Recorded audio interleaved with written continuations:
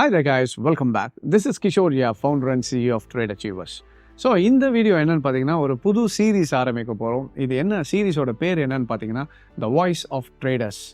இதில் என்ன பண்ண போகிறேன்னா உங்களோட கேள்விக்கு என்னோட பதிலை கொடுக்க போகிறேன். ஸோ அதுதான் இந்த சீரீஸோட நோக்கம். நிறைய கொஸ்டின்ஸ் உங்களுக்கு இருக்கலாம். ஸோ அதெல்லாமே நீங்கள் கேட்டிங்கன்னா அதுக்கான ஆன்சர்ஸ் ஒன் பை ஒன்னாக ஒரு வீடியோவில் பார்க்க போகிறோம்.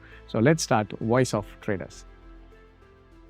சார், ஸ்டாக் மார்க்கெட்டில் 100% சக்ஸஸ் ரேட் இருக்கா சார்? சரி, 100% சக்ஸஸ் ரேட் அப்படின்றது பார்த்திங்கன்னா எந்த ஒரு இதுலையுமே கிடையாது. வி டோன்ட் நோ 100% அப்படின்னு சொல்ல முடியாது. பட் ஸ்டாக்ஸில் நம்ம ப்ராஃபிட் பண்ணுறதுக்கு எவ்வளோ பர்சன்டேஜ் நம்ம இருந்தால் ஜெயிக்க முடியும்னா 51% இருந்தாலே யூ ஆர் ப்ராஃபிட்டபிள் ட்ரேடர். ஏன்னா you have a edge over market. என்னோட portfolio 51% I have a winning chance இருந்தால் போதும், I will be able to make money. So இதுதான் நிறைய பேர் கான்செப்ட் புரிஞ்சுக்கணுமே தவிர there is no holy grail, there is no something like what is நீங்கள் ஒரு பெரிய ஒரு ஸ்ட்ராட்டஜி கண்டுபிடிக்கிறேன், அந்த ஸ்ட்ராட்டஜி 100% எல்லா ட்ரேடுமே ப்ராஃபிட்டபுளாக பண்ணோம் அப்படின்ற மாதிரி எந்த ஒரு ஸ்ட்ராட்டஜியும் கிடையாது. யாரும் அந்த மாதிரி பண்ணதும் கிடையாது. மேபி ஒரு வின்னிங் ஸ்ட்ரீக் இருக்கலாம். ஃபார் எக்ஸாம்பிள் சில பேர் சொல்லலாம், நான் எடுத்த ட்ரேடு 10 ட்ரேடுமே ப்ராஃபிட். தப்பு இல்லை.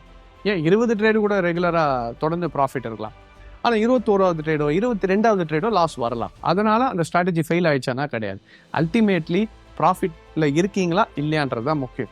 அண்ட் அதே மாதிரி 100% சக்ஸஸ் ரேட்டுன்றது இட் இஸ் நாட் பாசிபிள் இந்த ஸ்டாக் மார்க்கெட். நான் அதான் சொன்ன மாதிரி 100% போது என்றைக்காவது ஏதோ ஒரு ட்ரேட் லாஸஸ்ன்னு இருக்கும்.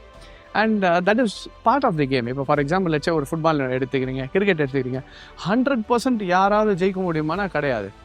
எவ்வளோ தான் ட்ரெயின் பண்ணுறோம், எவ்வளோ தான் விஷயங்கள் பண்ணாலும், for example go for a cricket match, என்னன்னா அந்த டீம் பயங்கரமாக ட்ரெயின் பண்ணுறாங்க.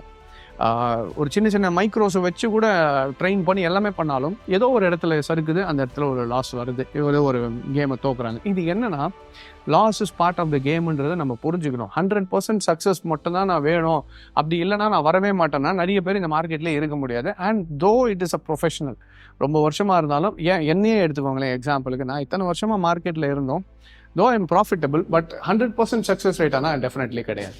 ஏன்னா there is no something as 100%. எந்த ஒரு ட்ரேட் எடுத்தீங்கனாலும் அந்த ட்ரேடில் ஒரு ப்ரோஸ் அண்ட் கான்ஸ் இருக்கும். என்ன ஒரு விஷயம் பண்ணலான்னா அல்டிமேட்டாக என் போர்ட்ஃபோலியோ ப்ராஃபிட்டில் இருக்கா இல்லையான்றது தான் எனக்கு முக்கியமே தவிர I don't want to be 100% successful. எனக்கு தேவை நல்லா ஒன்று புரிஞ்சுக்கோங்க, உள்ளே வர்றது எதுக்கு? இந்த மார்க்கெட்டுக்குள்ளே சம்பாதிக்கிறது. கரெக்டாக? இதுதானே லாஜிக்கு. ஏதாவது வேறு ஏதாவது ரீசனுக்கு வருமானா கிடையாது. We are here to make money, right? So ultimate goal is to make மணினா அப்போ அந்த மணியை பண்ணுறது தான் முக்கியமே தவிர 100% நான் கரெக்டாக இருக்கணுன்றது எனக்கு என்ன அவசியம்? ஸோ த திங் இஸ் 100% இருக்கீங்களோ இல்லை 98% இருக்கீங்களோ அது மேட்டர் இல்லை. அல்டிமேட்டாக எண்ட் ஆஃப் த டேல ப்ராஃபிட்டில் இருக்கீங்களா, எண்ட் ஆஃப் த மந்த்தில் ப்ராஃபிட்டில் இருக்கீங்களா, எண்ட் ஆஃப் தி இயரில் போர்ட்ஃபோலியோ ப்ராஃபிட்டில் இருக்கா இல்லையான்றது தான் விஷயமே தவிர 100% ப்ராஃபிட்டில் இருக்கும். ஸ்ட்ராட்டஜி 100% இருக்கணும்னு அவசியம் கிடையாது. அந்த மாதிரி ஒரு ஸ்ட்ராட்டஜியும் கிடையாது. If you take a big institutions, for example நீங்கள் ஒரு இன்வெஸ்ட்மெண்ட் பேங்க் எடுக்கிறீங்க, ஒரு கோல்ட்மேன் சாக்ஸை எடுத்துக்கோங்க. அவங்களோட கோல்ட்மேன் சாக்ஸை எடுத்துக்கிட்டிங்கனாலும் அவங்களோட ட்ரேட் செக்டார்ஸே பார்த்தீங்கன்னா there will be losses in that portfolio. இல்லை நீங்கள் ஒன் ஆஃப் தி பிக்கஸ்ட் ஏதாவது ஒரு இன்வெஸ்ட்மெண்ட் கம்பெனிஸ் எடுக்கிறீங்க, அவங்க போர்ட்ஃபோலியோவில் ஒரு லாஸ் இருக்குமானா கண்டிப்பாக இருக்கும். இப்போ நீங்கள் ஒரு லேண்டு பிஸ்னஸ் எடுக்கிறீங்க, லேண்டு பிஸ்னஸில் சக்ஸஸ்ஃபுல் லேண்ட் ப்ரொமோட்டர்ஸ், இந்த லேண்டு அவங்க தொட்டதெல்லாம் கோல்டு அப்படின்னாலும் அவங்களும் ஏதோ ஒரு லேண்டை வாங்கியிருப்பாங்க, அந்த லேண்டு லாக் ஆகிருக்கும். So every business has a pros and a cons. So அதை மைண்டில் வச்சுக்கிட்டு மார்க்கெட்டுக்குள்ளே வரும்போது 100% சக்ஸஸ் ரேட் இருக்கணும்னு எதிர்பார்த்து வராதிங்க. அல்டிமேட்டாக எண்ட் ஆஃப் த டேல ப்ராஃபிட் பண்ணுன்றது எதிர்பார்த்து உள்ள வந்தீங்கன்னா definitely will be successful in the long run இந்த மார்க்கெட். ஜஸ்ட் ஒரு நிமிஷம் நீங்கள் வீடியோ கண்டினியூ பண்ணுறதுக்கு முன்னாடி ஒரு சின்ன இன்ஃபர்மேஷன் என்னென்னா, நீங்களும் இதே மாதிரி நிறைய கேள்விகளோடு வரீங்க. அதே மாதிரி ஒரு பங்குச்சந்தையில் நான் ஒரு இன்வெஸ்டராக மாறணும், இல்லை ஒரு ட்ரேடராக மாறணும் அப்படின்னு நினச்சிங்கனாலும் நாங்கள் ட்ரேட் அச்சீவர்ஸில் பார்த்தீங்கன்னா ஒரு பங்குச்சந்தையை எப்படி ப்ராப்பராக அனலைஸ் பண்ணணும், இல்லை எந்த ஒரு மார்க்கெட்டாக இருக்கட்டும், ஃபாரெக்ஸாக இருக்கட்டும், கமாடிட்டியாக இருக்கட்டும், இது எல்லாமே ப்ராப்பர் எப்படி அனலைஸ் பண்ணி டெக்னிக்கல் வியூ பாயிண்டில் ட்ரேட் பண்ணணுன்றதை நம்ம கற்றுக் கொடுத்துட்ருக்கோம் ட்ரேட் அச்சீவர்ஸில்.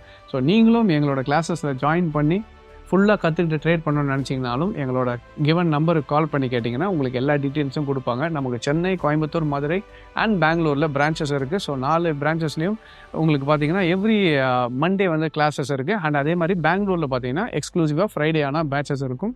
இன்கேஸ் டேரெக்டாக பிரான்ச்சஸுக்கு வர முடியலனாலும் நமக்கு ஆன்லைன் கிளாஸஸும் இருக்குது. ஸோ ஆன்லைன் கிளாஸஸும் நீங்கள் வேணுனாலும் எடுத்துக்கலாம். எங்களோட நம்பருக்கு கால் பண்ணி கேட்டிங்கன்னா will give you all the details. Thank you sir. அப்போ இப்படி இருக்கும்போது நான் என் கேபிட்டலை எப்படி சார் சேஃப்கார்ட் பண்ணுறது? See, capital safeguarding is the key thing is you have to understand risk management. நிறைய பேர் விட்டுறது பிரச்சனை என்னன்னு பார்த்தீங்கன்னா ரிஸ்க் மேனேஜ்மெண்ட் பார்க்கறது இல்லை. நம்ம எந்த ஒரு பிஸ்னஸ் பண்ணாலும் அதில் இருக்கிற ரிஸ்க் எவ்வளோன்றதை நம்ம புரிஞ்சுக்கணும். அந்த ரிஸ்க் எவ்வளோனா வாட் ஐ கேன் பியர்ன்றதை மைண்டில் வச்சுக்கணும். ஒரு பிஸ்னஸ் பண்ணுற மாதிரியே தான் ட்ரேடிங் பண்ணும்போதும் நீங்கள் என்ன புரிஞ்சுக்கணும்னா எனக்கு இந்த பிஸ்னஸில் ரிஸ்க் இருக்குன்னு தெரியும். இப்போ ஒரு ட்ரேட்லேயும் ரிஸ்க் இருக்குது. அப்போ அந்த ஒரு ட்ரேடில் நான் ரிஸ்க்கு எவ்வளோ பர்சன்டேஜ் நான் ஐம் ரெடி டு லூஸ், இப்போ நான் எவ்வளோ லூஸ் பண்ணுறது தயாரோ அதுக்கேற்ற மாதிரி தான் நான் ப்ராஃபிட்டும் எதிர்பார்க்க முடியும். ஸோ அப்போ ஃபஸ்ட்டு நீங்கள் எவ்வளோன்றதை ஃபிக்ஸட் பண்ணிக்கோங்க. இப்போ ஃபார் என்னை பொறுத்த வரைக்கும் ஒரு ட்ரேடர் எந்த ஒரு ட்ரேட் எடுத்தாலும் 5% மேலே லாஸ் பண்ணக்கூடாது.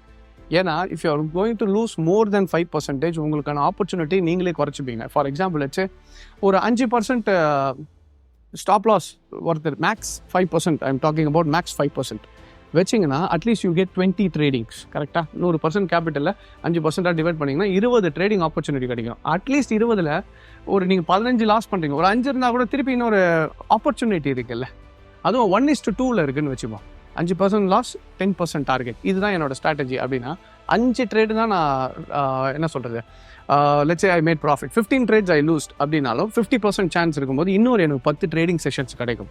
அப்போது ஒருத்தர் பண்ணிக்கிட்டே இருக்கும்போது பழக இட் பிகம்ஸ் அன் எக்ஸ்பீரியன்ஸ் வர லாஸஸ் ஆட்டோமேட்டிக்காக கம்மியாக ஆரம்பிச்சிடும். ஸோ தி திங் இஸ், முடிஞ்ச வரைக்கும் ஃபஸ்ட்டு நீங்கள் ரிஸ்க் மேனேஜ்மெண்ட்டில் ரொம்பவே ஸ்ட்ராங்காக இருங்க. அந்த ரிஸ்க் மேனேஜ்மெண்ட் ரொம்ப ஸ்ட்ராங்காக இருந்தீங்கன்னா அடுத்தடுத்த லாஸஸை முடிஞ்ச வரைக்கும் நம்மளால் கம்மி பண்ணிக்க முடியும். என்ன ரிஸ்க் எடுக்கிறோன்றதை மைண்டில் வச்சுக்கோங்க.